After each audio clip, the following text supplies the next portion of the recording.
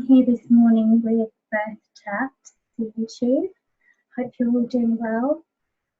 Guys, it's May 2020 and I know that a lot of us are still under lockdown and not able to get out, and a lot of us are expecting babies or doing parenting in some really challenging times right now. So this morning I wanted to encourage you and just give you a little bit of inspiration. I want to tell you about my guest this morning. Her name is Anne. Among her many talents, Anne is an incredibly talented photographer. She's actually delving into the world of birth photography, which is how come we met. And what we did was we started to set up our birth chat,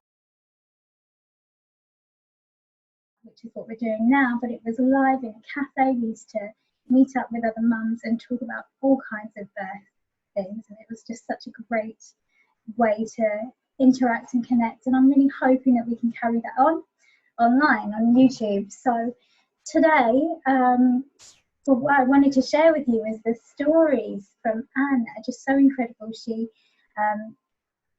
gave birth in some really, really challenging times. I know it's very different from what we're going through now, but it's just such an inspirational story, and I'm really looking forward to her being able to share with you this morning. So in a moment we'll be joined by Anne. Good morning, Anne. It's lovely to see you here today.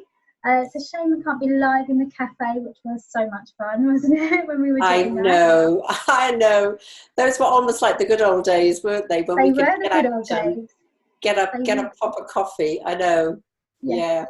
And I remember we made this picture to go on our Instagram to say we never run out of things to say about birth, and it was true, wasn't it? We just chat all day, all day about birth. Yeah, it was really good. It was good, but you know, we can do it again once we're allowed back out again. We'll see what we can do.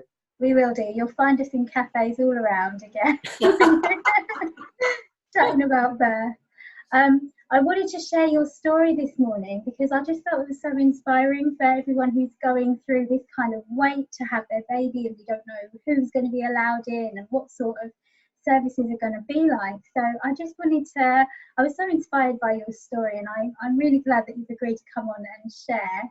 I know it's a very different story to what everyone's going through.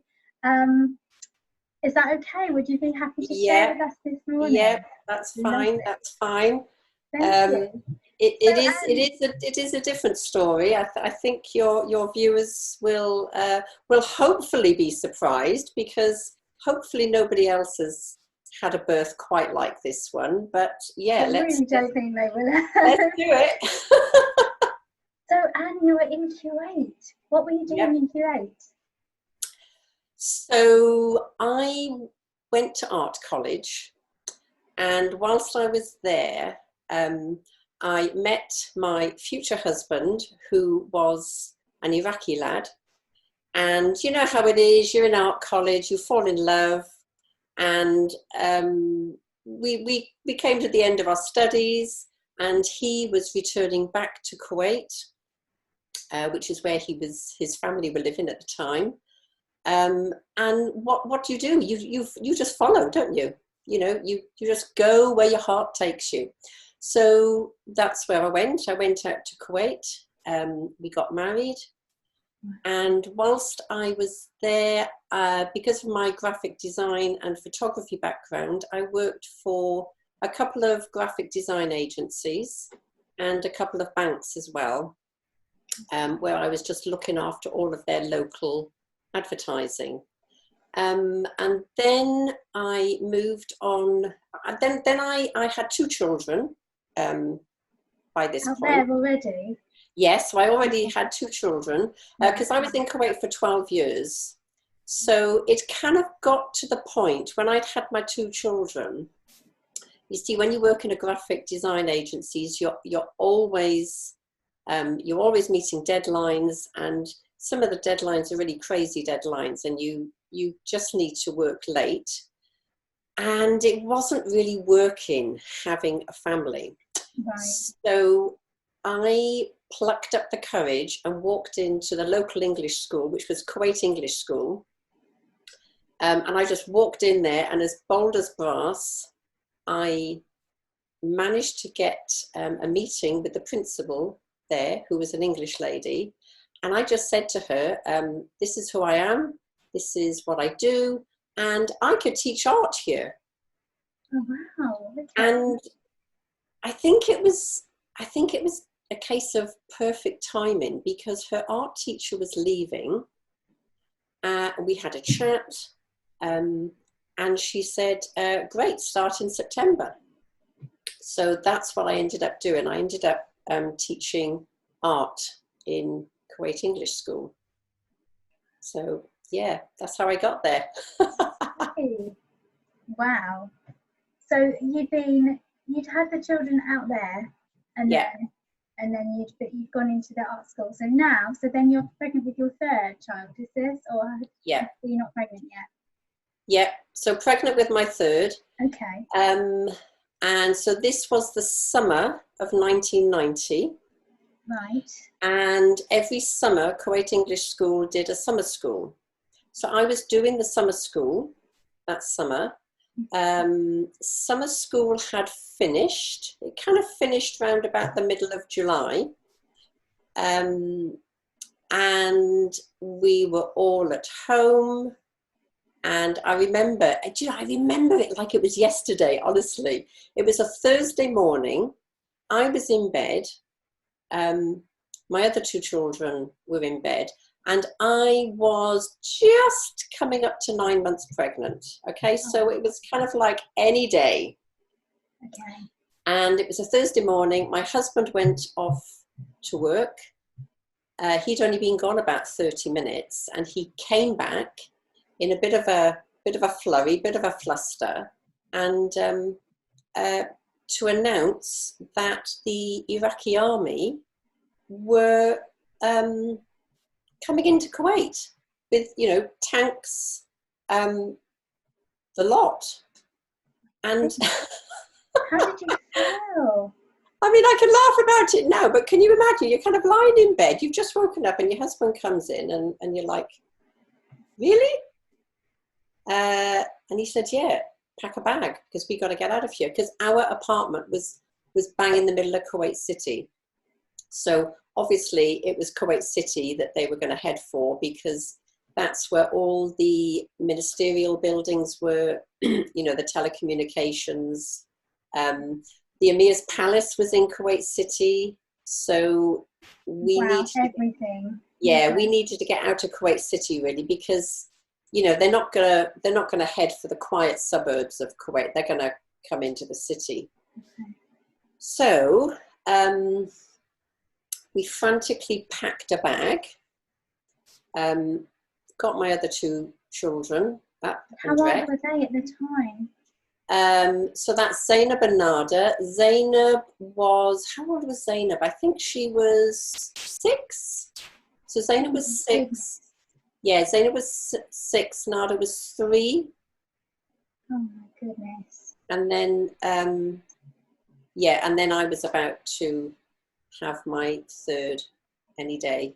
So basically, we packed a bag, just sort of chucked things in a bag, jumped in the car, and we drove out to the suburbs of Kuwait, to a friend's villa. Now, these friends were on holiday in Europe.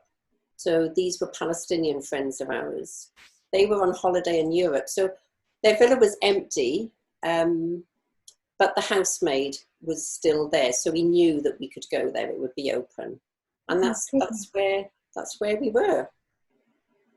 Wow, so you were hiding out, and I'm guessing that you couldn't go out much during this time either. No, we couldn't go out at all. Really? Because what ended up happening was the Iraqi soldiers were picking up Westerners. So they just wanted any Westerner. So for those of your viewers who can remember the Gulf War, Saddam Hussein put Westerners in installation points around Baghdad to stop the Allies bombing those installation points. Oh my gosh. See? So what the Iraqi soldiers were doing, they were just picking up Westerners. So they were going to supermarkets, and you know, the expat community obviously would go to the supermarket to do their shopping, see what they can pick up. Yeah. And the soldiers were there waiting for them, and they would pick them up from the car parks and just take them up to Baghdad. So no, there was no, I mean, to be honest, I didn't want to leave anyway, because I was due any day. But there was no way me or the children could have gone out. It was safe for my husband to go out because he was Iraqi, which was just as well, because he needed to look for food, because food got really in short supply. As did the toilet rolls. Really? Yeah. So things haven't changed. Some things don't. No. And do you know what? When the whole toilet roll thing was going on here, it so reminded me of those times, you know, when, you know, there were no toilet rolls, there was no milk, rice was in short supply, there was no fresh veg, you know, because Kuwait kind of, you know, back in the 90s, Kuwait imported everything because it's such a hot, dry, arid country. It's quite difficult to grow fruit and veg there, so they imported everything. Well, as you can imagine, all the imports stopped. So what was your diet like? What were you eating at that point? Well, fortunately, the friends that we were staying with, so they were called Nejwa and Abdul Haq. They had a big supply of rice. Oh, wow. So we kind of ate our way through their rice, ate our way through their freezer and their fridge. But my husband was going out every day and managing to pick something up and coming back. Yeah, it was just really, really weird times. It must have been really frightening for you. Yeah, it was, because everything shut down. So the TV, for example, you know, at least we've still got the TV that we can watch here. But what happened then was Kuwait TV completely shut down. Not that it was amazing viewing for me at the time anyway, if I'm totally honest, but at least there was the odd English program on the TV channel, you know. But all that was aired on the TV was Iraqi TV, and all Iraqi TV consisted of was the military marching up and down. And of course, it's all just scaremongering, it's all just propaganda, you know. And then they would show images of Saddam Hussein, you know, giving his message to fight the good fight. So we just turned the TV off, because it, you know, it just didn't do your sort of spirits any good at all. I'll tell you what we did do though. We played Uno. Did you play Uno? Yeah. So I found a pack of Uno cards in Nejwa's house. Oh my goodness, if we played Uno once, we must have played it 100 times, because actually in the house were 3 children. So there were my 2, and there was also another English friend of mine and her Palestinian husband, who stayed with us as well. And they had a little girl called Jihan. So the 3 children were all kind of about the same age, and we just played Uno over and over again. And the other thing I remember was, you know, the film Pretty Woman? Yes. Yeah. That was on, was it? Yeah, we found that in Nejwa's house. Oh my goodness, I just watched it again and again and again, because what do? You know, what do? You've got 3 children that need to be entertained. And they have no children's movies to watch. Well, there were some. Most of them were in Arabic. and my kids didn't speak Arabic, so they would kind of watch the cartoon videos for a little while, and then it's like, move on to the next thing, you know. So that's when the Uno came out again. Yes. But the thing is, you see, Nejwa had an outdoor swimming pool. Okay. Which sounds amazing, doesn't it? Yes, I mean, it is amazing. But we couldn't let the kids play in it because it was outside. And although there was a high walled garden, if we let them into the pool, they would play in English. And the Iraqi soldiers, because this was a Kuwaiti area, the Iraqi soldiers were just roaming the streets looking for Westerners to pick up. And they would hear the children. If they walked past, we just couldn't take the risk, because if they walked past, they would hear, you know, they'd hear all the splashing and the laughter of the kids in the pool. And of course, the three of them would be playing in English. Well, it's game over then, isn't it? Because they'd know that there was an English family living in that villa. So that was quite hard. No, you can't go in the pool. No, you can't. No, you can't go in the pool. Oh, Anne. Oh, I just can't even imagine. Oh, yeah. Okay, so you were playing Uno, and you were going to have to presumably go out to have the baby. Yes. You weren't able to have a home birth. Oh no. Okay. No, there are no home births in Kuwait. There were no home births. Okay, No, so no everyone went to hospital. Everybody went to hospital. No such thing as home births. Wow. Okay. Yeah. No. So obviously, you know, time is passing because so all this kicked off on the 1st of August, and my baby was due on the 16th. So it's really close. Oh my goodness. So that, yeah, were you not able to leave? I guess you weren't able to leave and come back to England. Well, what happened was a lot of expats did leave. They literally jumped in their cars and drove to the Saudi border, and then made their way home from there. Right. Okay. So you could fly from Saudi, could you? Yes. So then they were able to fly from Saudi, and we did think about that. We sat down and wondered if that would be an option, but the problem was I was 9 months pregnant, and we'd have to drive to Saudi,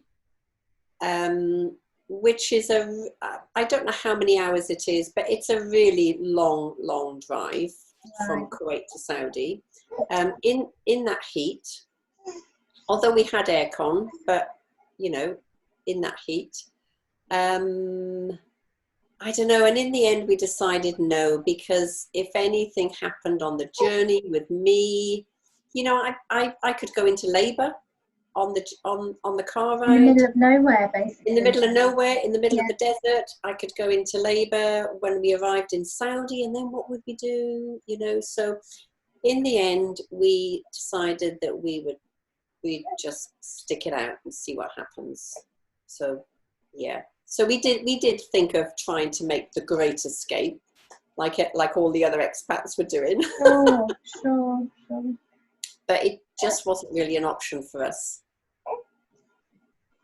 So no, that was a bit of a no-go. And then of course there was a curfew. So you weren't allowed, nobody was allowed to leave the house.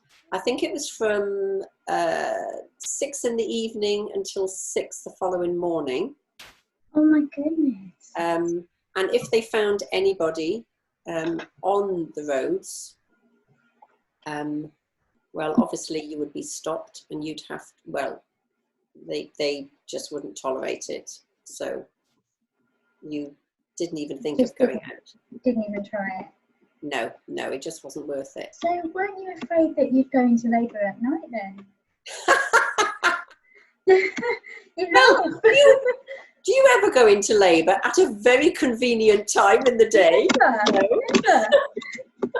So what would happen? I mean, surely you wouldn't get into trouble for making your way to hospital.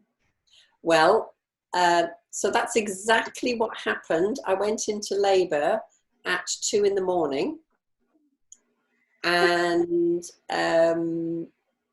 we just have to get in the car and go to the hospital. So that's exactly what we did. So my husband and I got in the car. We left the kids back home with the other couple that we were hiding out with. We got in the car and we just drove very, very slowly, because we figured that if we kind of went at normal speed or faster, it would attract attention. Okay. And you know, we are in a state of war, and we weren't sure whether, I don't know, whether they would start firing at the car, thinking, I don't know, just You thinking shouldn't have it been was, out. yeah, because we shouldn't have been out in the first place. So why on earth would anybody be out at 2 in the morning? So we just drove incredibly slowly to the hospital.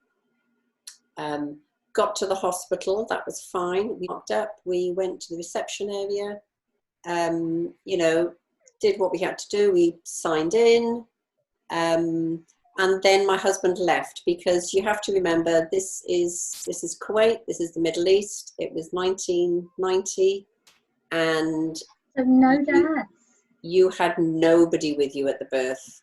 Nobody, no mother-in-laws, nobody, no mums. No. So you gave birth on your own, and so I'd already had 2 children, and it was quite ironic, because for my third, I had decided that I was going to treat myself and have this baby in a private clinic in Kuwait, so that I would have just a little bit of luxury on this third birth. How ironic was that? And I guess that wasn't happening anymore. Were there still private clinics? What was it like? Oh, the private clinics are just so much nicer than the government hospitals. And were they still there? Were they still open?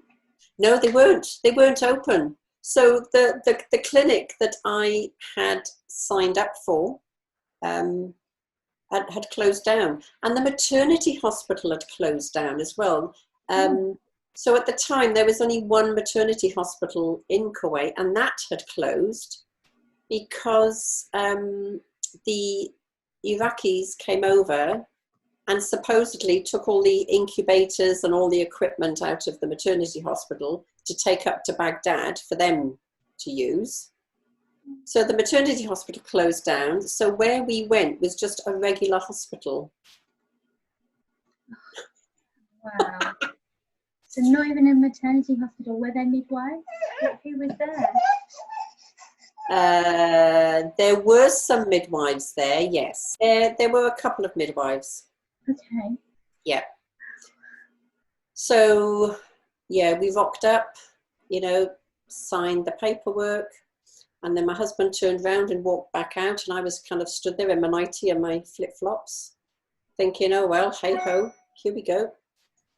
Baby number 3. Did he drive away, or did he stay in the car park? No, he drove away. He did drive? Yeah, he drove away. So I was then taken upstairs to the ward. So there I was, jumped into bed and Jumped. left. Yeah, that was it. Now to my left was a Kuwaiti lady, also waiting to give birth. So it was nice that somebody else was there in the same space, but bless her, she was in full throes of giving birth. So she wasn't in any kind of frame of mind to have a conversation or to interact in any way, certainly not with me. So bless her, she was in, you know, full throes of giving birth. So I just kind of lay there and thought, right, here we go then, Anne, this is it. How did you, gosh, what must your internal dialogue have been to get you through that kind of situation? Well, I knew I needed to remain calm. Fortunately, I am a calm person. I'm pretty laid back, which I think was just as well because I really needed to draw on those elements of my personality, if you like, during this time. So I knew I had to stay calm. So I literally just laid in the bed, you know, did my breathing, and I'm just telling myself, you know, it'll be fine, it'll be fine. Keep breathing, nice deep breaths, nice deep breaths. Had you learned that somewhere? Where did you get your breathing from? Yes, so I had been to antenatal in Kuwait. Okay. So yeah, I mean, thank goodness that I had that. So they taught you to breathe slowly. Yeah. Okay. Yeah. So I did that. And then at some point, one of the nurses came in to me. And I thought, oh, yes, someone's coming to check on me. When in fact, they weren't coming to check on me. They were coming to check out who the man was that brought me to the hospital. Can you believe this?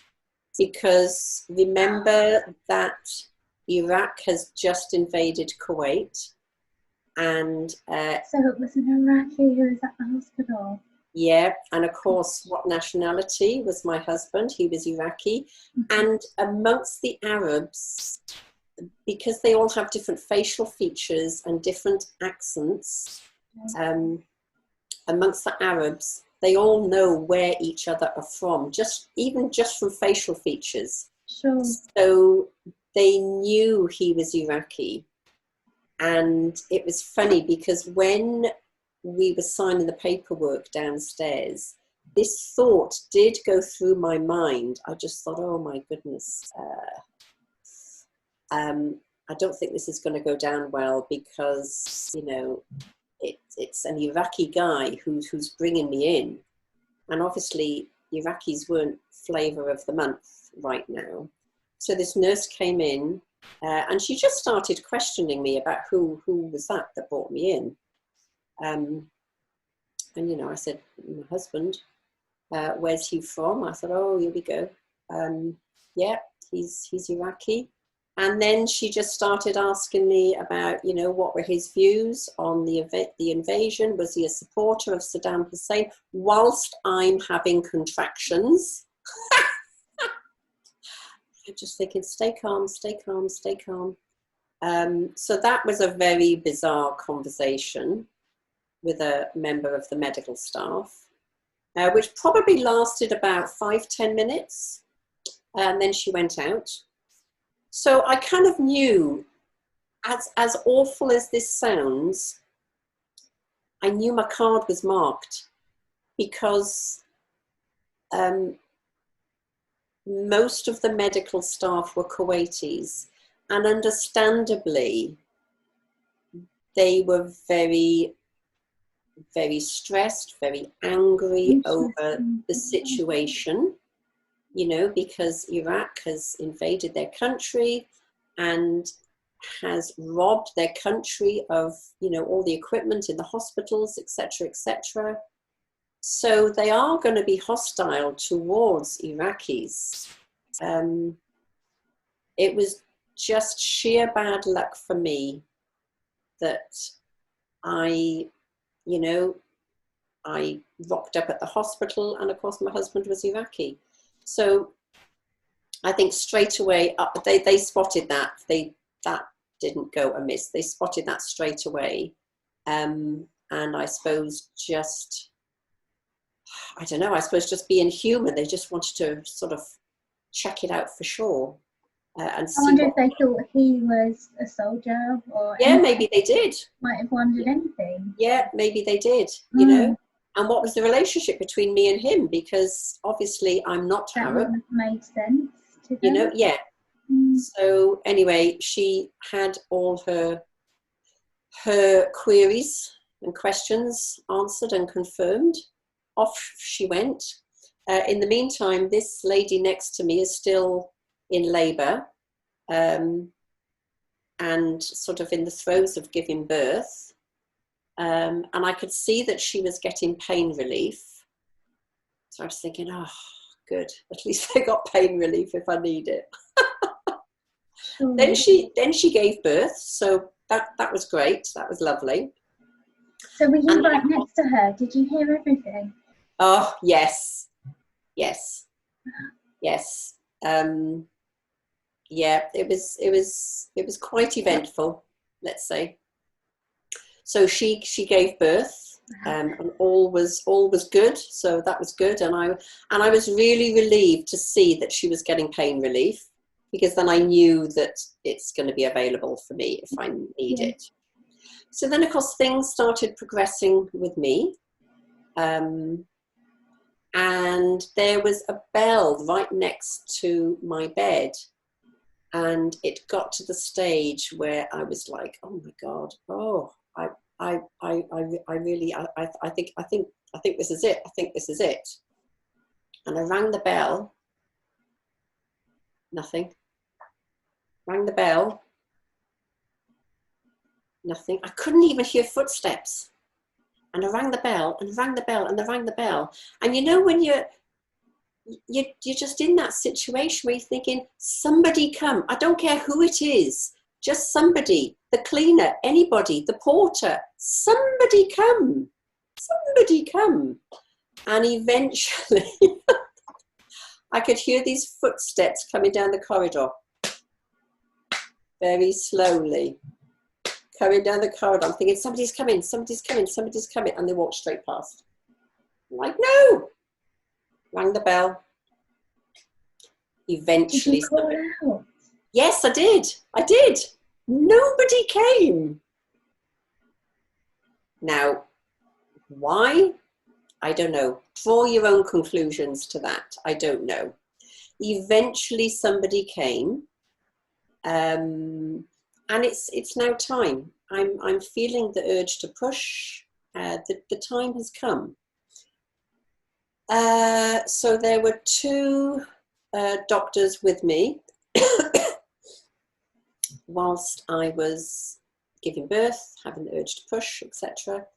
I asked for pain relief, and I was told that there was no pain relief because the Iraqis had taken it all to Baghdad.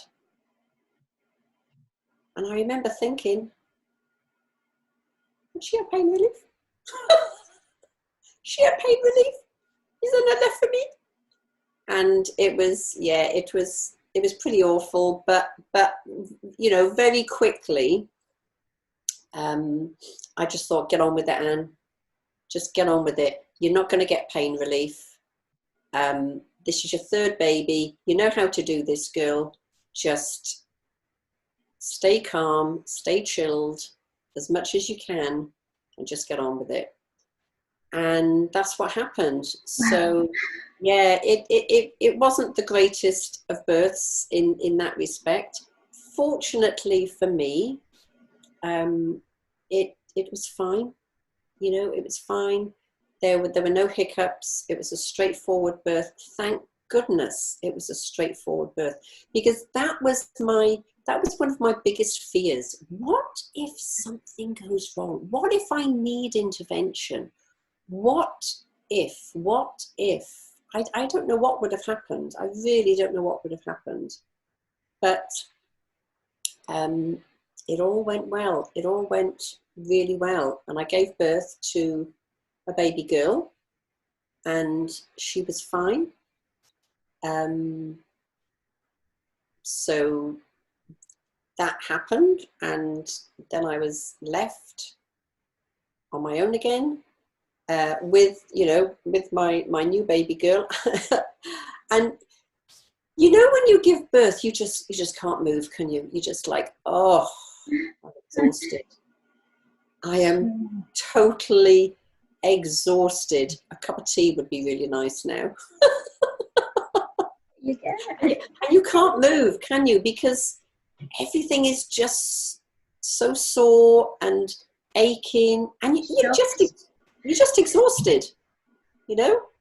Anyway, so there I was, in the bed, new baby, feeling totally exhausted. And then I would say about an hour later, one of the nurses came in and said, okay, you can phone your husband now, he can come and take you to go home. So that was an hour after giving birth, okay? And then she left. Had the placenta come yet at this point? Yes. It had. Yes. Yes. So, and then she left. So I'm still cradling my baby, and I'm just thinking, I've got to get off this bed. How do I get off this bed? How do I? Oh, I don't know if I got the energy to do this, but you know, you've got to do it because I need to go home. So I managed to get off the bed. I'm holding Yaz. I got off the bed, and of course there were no mobile phones. This is 1990. There were no mobile phones then, but there was a phone on the wall. You know, just a regular public pay phone on the wall that I could use. Mm-hmm. So I managed to get off the bed. I'm holding Yaz, and you know, you kind of hobble out and you hobble to the phone, and I put the coins. Fortunately, I had coins on me. Put the coins in, and I made the phone call for my husband to come and pick me up. And he did. He came and picked me up. So I was done and dusted within an hour and a half in the car on the way home. Yeah. So how long were you in hospital altogether? So contraction started at 2. She was born at 6:30. Oh my goodness. Thank goodness. I mean, it was quick. Thank goodness. And then I was back home by 8 o'clock. 8 o'clock in the morning. It's just unreal, isn't it? Yeah. It's unreal. Yeah. And I arrived home to get home. I bet you were relieved to be out of the danger of being in public. Yeah. Because it wasn't, there just wasn't a great atmosphere in the hospital, in the ward. And, you know, I totally understand that it's because of the situation that the country has found itself in. But I do think that within that mix, there was the element that my husband was Iraqi, and it was just, you know, wrong time. Yeah, wrong time, wrong place, wrong nationality. But I mean, How was it when you went home? Sorry. Yeah. So of course I got home, and to be honest, that was just great. It was just so good to be home because, you know, you can shower, you can change, because I arrived home in in a worse state than when I arrived at the hospital, because I still had my nightie on and my flip-flops. So you hadn't been able to bring anything with you? Sorry? You hadn't been able to bring anything with you to the hospital? No. Overnight bag? No. Really? No. And just baby clothes then? Yeah. Just one set of baby clothes. I mean, in the Middle East, you tend to swaddle the babies anyway. So I had a blanket for swaddling. So I swaddled her in the hospital, ready to come home. But no, it was just great to be home, because you can shower, you can change, you know, you can have a bite to eat, a cup of tea. And it's like, oh, but I just thank my lucky stars there were no complications, because I don't know what would have happened if there was.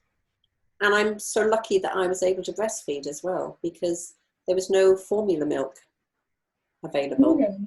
So Yeah. nothing was offered to you? Who came to you in that hour after the baby was born? Did anyone come and check on you? No, because, well, I don't know why, because really, nobody came and checked me. It was literally, right, you've had your baby, you seem to be okay, phone your husband because you can go home now. I mean, it was pretty basic. And was there any follow-up care? No! I'm guessing the answer already. Oh, Rachel, no. No follow-up care. No follow-up care at all. So it's now the 16th of August. We're 16 days into the invasion. And no birth certificate. So I actually, when I left Kuwait in September, I had no paperwork, no birth certificate for this baby at all. So no nothing. No, that's why I was just so lucky that I was healthy, that everything went well. So lucky. I mean, to be honest, I had all my checks when I arrived back over here, because I arrived back over here with a 2-week-old baby. So went to the doctors, and I was checked over when I arrived back here. So you travelled within 2 weeks of that baby being born? Not only did I travel in 2 weeks, so what happened then? So Yaz was born on the 16th, and then in the days that followed, so obviously I had kept a diary up until that point, and I've still got the diary, and it's really interesting reading. It really is. Yeah, really, really interesting. I'm so glad I kept it. Anne. Do you know, I feel I should do something with it, because it's so detailed, and it's so emotional in terms of I wrote it exactly how it was, you know. Anyway, once I got home with Yaz, I decided, right, that's it now. I'm just going to focus on my new baby and my other two. Okay, I'm going to completely shut out what's going on outside of this villa, because I don't think I could have coped with keeping up to tabs with what was going on with the whole invasion thing, and trying to keep the kids entertained and happy and fed and all the rest of it, you know. So I thought, right, that's it. I'm just going to shut myself off to what's going on outside. And I just focused on me and the two kids. But what happened in the days that followed, of course, things progressed with the invasion, and Saddam told all the Westerners who were living in Kuwait to meet at the SAS Hotel on this particular day at this particular time. But he didn't say why or what was going to happen when they got there. So we heard this news, and my husband said, okay, we're actually not going to go there. You and the kids are going to stay home, but I will go and just sort of see what's going on. And it's just as well he did, really, because what was happening, can you imagine, all these families were rocking up at the SAS Hotel in Kuwait, I don't know, maybe thinking, and now we can leave. They're going to fly us out. They're going to fly us home. I suspect that was the thought. But in fact, what was there was all these buses were lined up, and they piled them all onto these buses. and drove them to Baghdad and put them in all these installation points that I mentioned earlier. Okay, so they were now there to protect. They were hostages, so they were taken as hostages. So they would put them in like the Ministry of Telecommunications, the Ministry of Education, the Ministry of Interior, all their key buildings. They put these Westerners so that the Allies would not bomb these buildings because they know that there's people in there. So of course, so that's what happened. They just put them all on these buses. And, you know, in fairness to these families, they didn't know that was going to happen to them. I think they probably thought they were going to be flown home, you know? So they got on these buses and ended up as hostages in Kuwait. So anyway, so, you know, that was that. So we didn't get kind of tied up in that bit. But then Saddam Hussein said that all women and children could leave. Okay, so that's now me and the kids. And any other Western woman who was hiding with her children, they could leave. But we had to make our way to Baghdad because the flight was leaving from Baghdad to fly to Jordan, where Richard Branson was going to take us all home on his aircraft. Well, of course, this is like, woo, this is our moment, you know, we can go home. Except the problem was still that there was the danger of being picked up and being taken as a hostage in one of these installation points in Baghdad. And a Westerner, and a Westerner being kind of, if you like, caught with an Arab was not good news either. So we had a plan, which was we got in the car, and of course we had big American cars in Kuwait, so there's plenty of space in there. And we had an American car. I sat in the back, the kids sat in the front. And because clearly I was Western, I dressed up in Arab dress, which is called a dishdasha and abaya, and I covered myself up. So I'm sat in the back, all covered up, with Yaz, my new baby.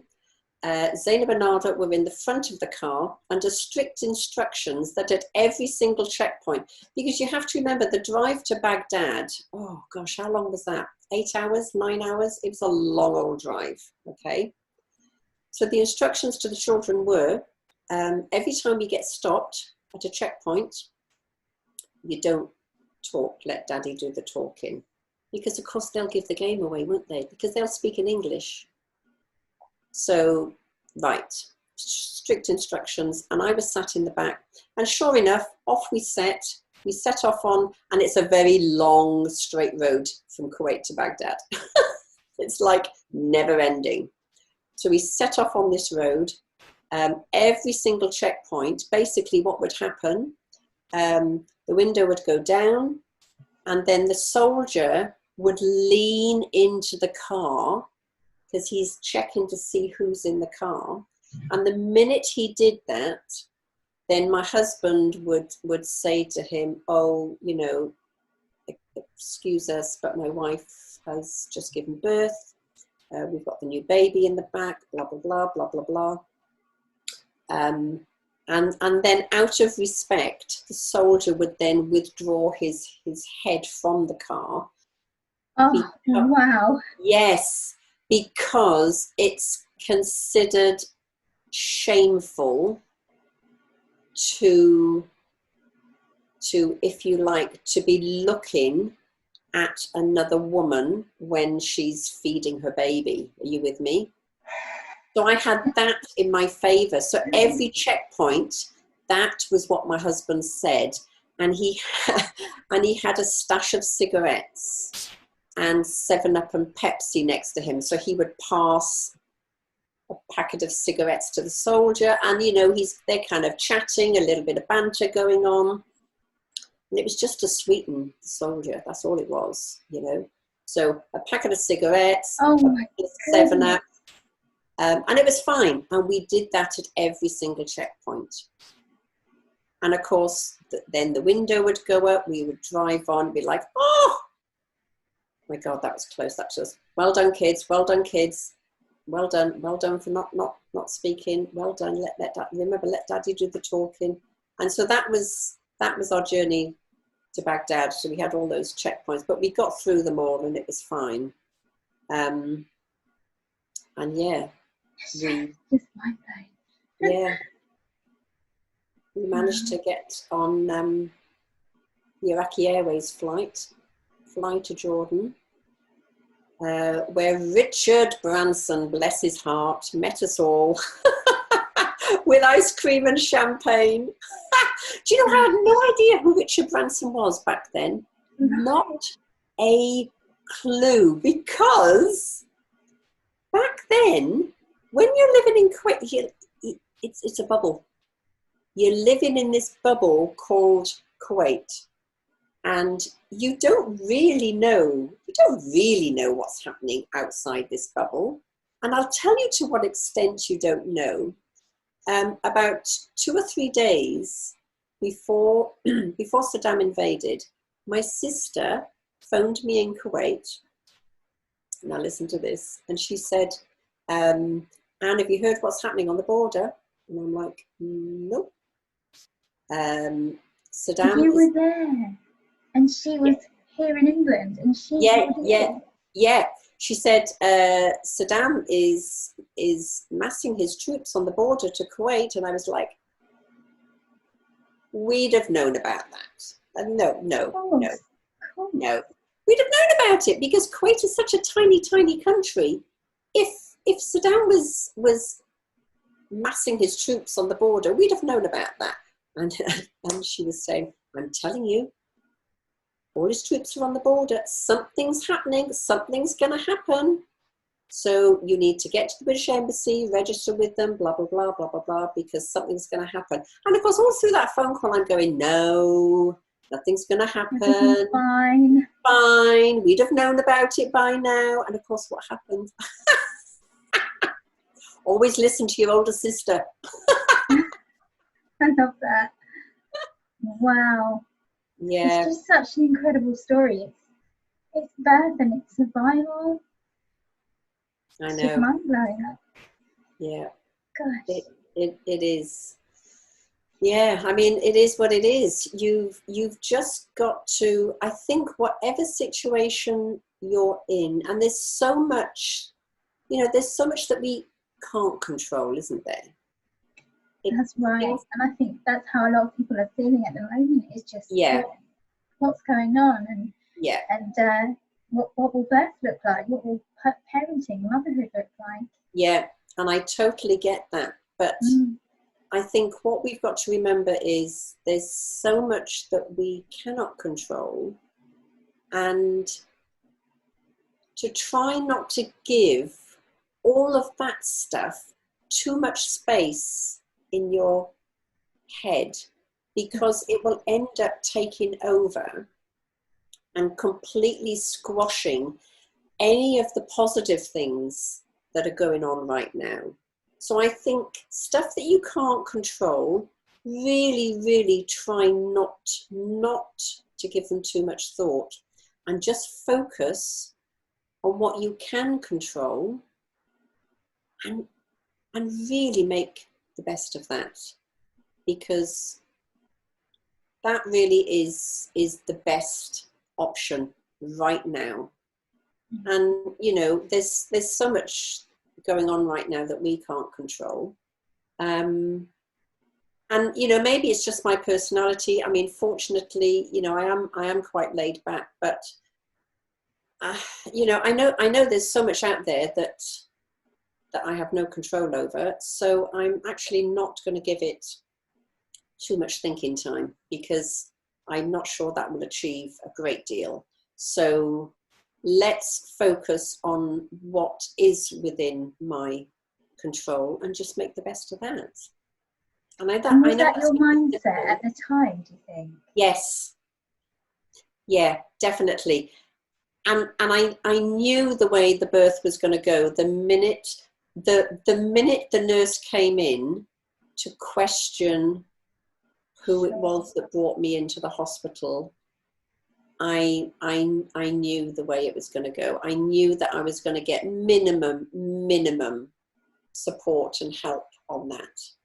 And in that situation, again, it's trying to think of the positive things. I just thought, thank goodness this is my third baby. Because if this was my first, you know, and you've not given birth before, I don't know, maybe, well, I probably wouldn't have been as calm, maybe. I don't know.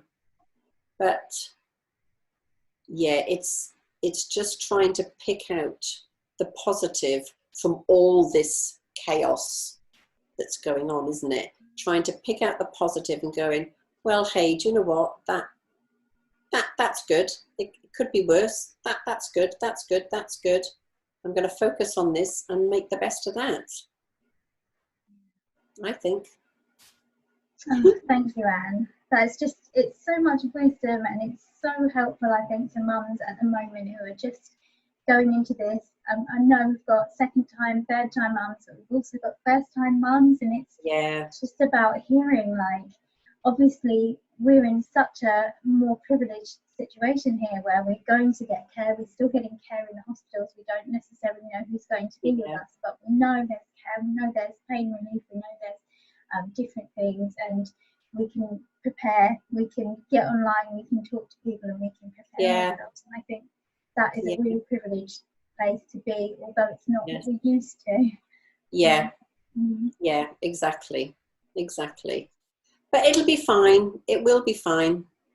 It will be fine. So I hope that everyone has taken some inspiration from this story today, and I just want to thank you so much, Anne. Anne, did you want to quickly tell us a little bit about what you do?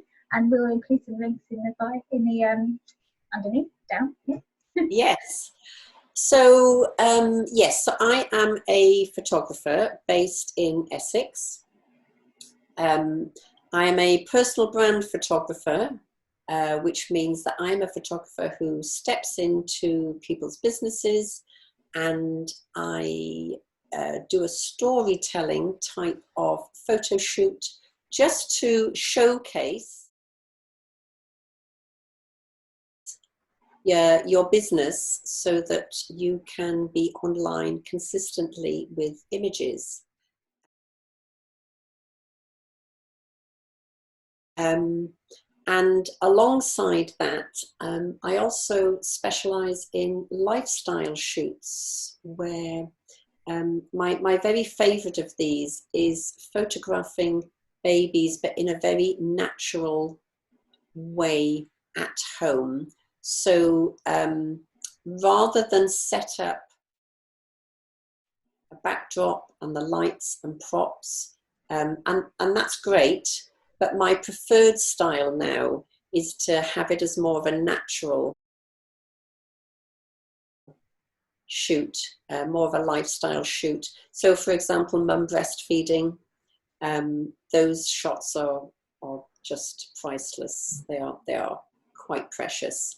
So yes, so I'm a personal brand photographer and a lifestyle photographer. Thank you for having me, Rachel. Thank you so much. Lovely. Take care, and we'll see you again.